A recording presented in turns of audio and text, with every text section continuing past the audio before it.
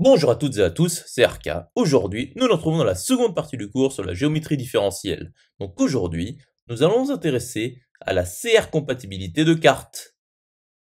Rentrons alors dans le vif du sujet. Donc soit M non vide, et soit R un entier, et soit U1 V1 Phi1 E1 norme E1 et U2 V2 Phi2 E2 norme E2, deux cartes sur M. Donc deux cartes de M. Donc, les deux cartes sont dites CR compatibles si elles se lancent et vérifient la propriété comparonde de R U1 V1 Phi1 E1 norme E1 U2 V2 Phi2 E2 norme E2 qui nous indique que E1 norme E1 est égal à E2 norme E2, donc il s'agit d'une même espace vectoriel normé, et Phi1 de U inter U2, Phi2 de U inter U2 appartiennent à la topologie selon norme E1, qui ne change rien car E1 est égal à E2, et la norme E1 est égale à la norme E2, par l'égalité précédente, et Phi1 restreinte à U inter U2 rond Phi2 moins 1 restreinte à Phi2 de U inter U2 est de classe CR, et également Phi2 restreinte à U inter U2 rond Phi1 moins 1 restreinte à Phi1 de U inter U2 est également CR.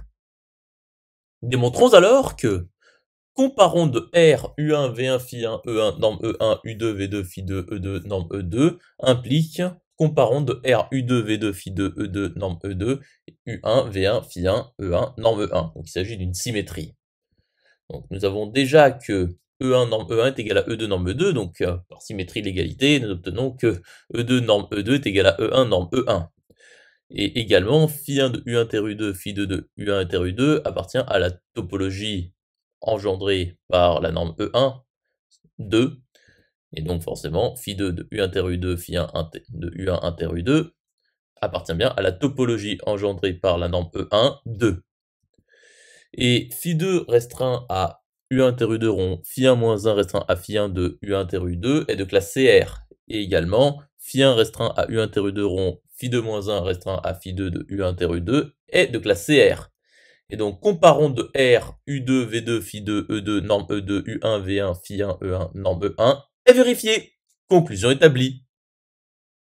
À présent, démontrons que comparons de R U1 V1 Phi1 E1 norme E1 et U1 V1 Phi1 E1 norme E1 est vérifié. Donc il s'agit de la réflexivité.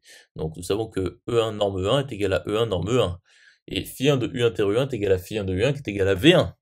Et Phi1 rond Phi1 moins 1 est égal à l'identité de V1 qui est de classe C infinie, qui est inclus de classe, qui est donc de classe CR.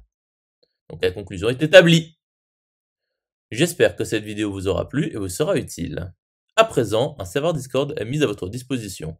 Vous trouverez le lien dans la description. Nous nous retrouvons dans la troisième partie.